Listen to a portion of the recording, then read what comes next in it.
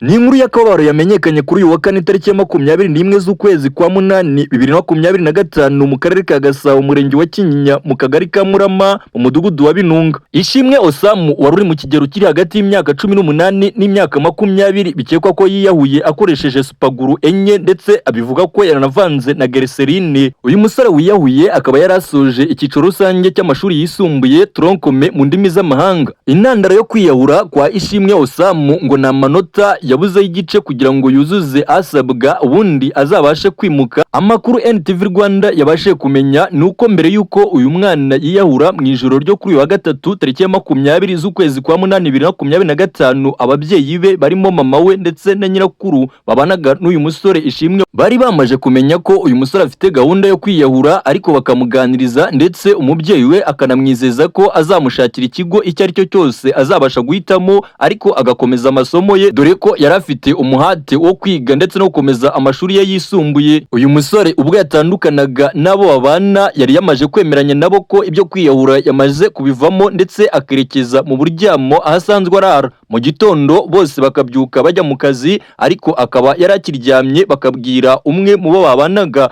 maze ngaze kumubyutsa. Ubwo yajyaga kumubyutsa nibwo yabonye ko uyu musore Ishimwe Osamu yamaje kwitaba Imana, atakiri muzima. Amakuru dukesha bamwe mu baturanyi ndetse n'abanyeshuri biganaga na Ishimwe Osamu avuga ko kuva kuwa kabiri w'iki cyumweru tariki ya 19 z'ukwezi kwa munani 2025, ubwo amanota yasohokaga akamenya ko yabuze igice, ibyo kurya ngo byamunaniye, yaramaze iyo minsi kugeza kuwa kane yitabye Imana atari yakongeye gukoza icyitwa ibiryo mu kanwa. Ubwo twatunganyaga inkuru, umubiri wa nyakwigendera Ishimwe Osamu wari wamaje gutwarwa n'urwego rwa polisi rwagiye gusuzuma mu bitaro bikuru bya polisi y'u Rwanda Kacyiru. Ndi Mugabo W'Indekwe Regis, Mr Muhanzi, NTV Rwanda, mu karere ka Gasabo, umurenge wa Kinyinya, mu mujyi wa Kigali.